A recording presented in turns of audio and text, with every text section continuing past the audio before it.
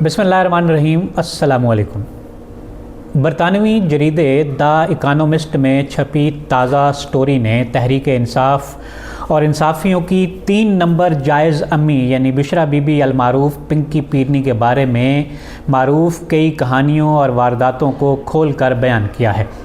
اپنی رپورٹ میں انکشاف کرتے ہوئے جریدے نے لکھا ہے کہ بشرا مانیکا پنجاب کے ایک مذہبی گھرانے سے تعلق رکھنے والی صوفی روایت سے وابستہ تھیں۔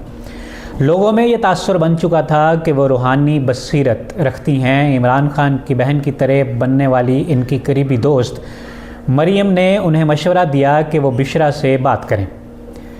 بشرا نے ابتدا میں انکار کیا، مگر پھر ٹیلی فون پر طویل روحانی گفتگو کا سلسلہ شروع ہوا۔ جلد ہی ملاقاتوں کا سلسلہ بڑھ گیا۔ ان کے شوہر مانیکا ابتدا میں بہت خوش تھے کہ ایک مشہور شخصیت ان کے گھر آ رہی ہے، مگر پھر انہیں بیوی اور خان کی قربت کھٹکنے لگی۔ آخرکار 2017 کے آخر میں بشرا نے طلاق لے لی اور 1 جنوری 2018 کو خان سے خفیہ نکاح کر لیا۔ ISI اور فیض حمید نے عمران خان پر اثر انداز ہونے کے لیے بشرا بی بی عرف پنکی پیرنی کا خوب استعمال کیا۔ ISI پیرنی کو اطلاعات پہنچاتی تھی اور وہ خان کو بتاتی تھی۔ خبریں سچ ہونے پر وہ سمجھتے تھے کہ پیرنی کا براہ راست خدا سے تعلق ہے۔ بشرا بی بی کی مثال لیڈی میکبتھ والی تھی۔ بشرا بی بی اپنی جوانی میں الٹرا ماڈرن تھیں، پارٹیوں میں جاتی تھیں اور دوپٹہ نہیں اوڑھتی تھیں۔ عمران خان نے بشرا بی بی سے ملنے کے لیے آنا شروع کیا تو پہلے خاور مانیکا خوش ہوئے، لیکن ان کی قربتیں دیکھ کر وہ ٹھٹک گئے۔ بشرا بی بی شوہر سے کہتی تھیں، مجھے اور عمران خان کو تنہائی میں باتیں کرنے دو۔ خان کی حکومت میں بشرا بی بی کو مکمل اختیارات حاصل تھے۔ عمران خان سے شادی کے بعد پیرنی روزانہ کئی بکروں کے کٹے ہوئے سر منگواتی تھیں اور گوشت چھت پر پھینکوا دیتی تھیں۔ خان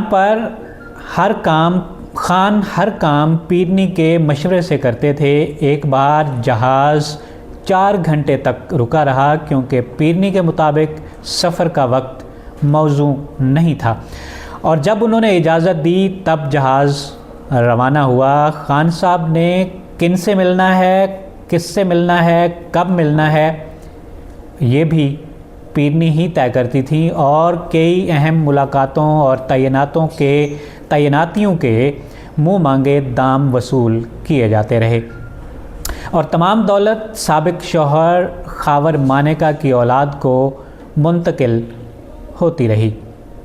سابق شوہر کے خاندان کو پیرنی کے حکم پر صدارتی پروٹوکول ملتا رہا، یہاں تک کہ چالان کرنے پر DPO پاک پتن تک کا تبادلہ بھی کروا دیا گیا۔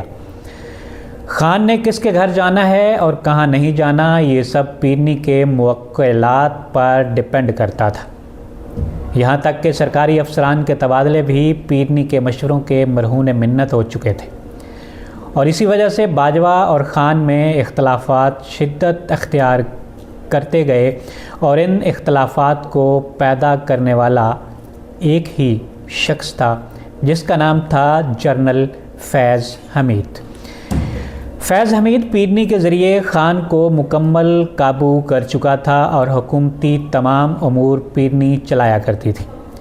ریئل اسٹیٹ بزنس کے تمام بڑے نام پیرنی کے قریبی دوست بن چکے تھے، جن میں ملک ریاض کی بیٹی ملک ریاض خود، مولانا طارق جمیل، فرح گوگی، جمیل گجر سمیت کئی ایسے نام شامل ہیں جنہوں نے پیرنی کے ساتھ مل کر اس وقت حکومت کو دونوں ہاتھوں سے لوٹا۔ یہ تھا تھوڑا سا احوال ان انصافیوں کی جائز تیسری امی کے بارے میں۔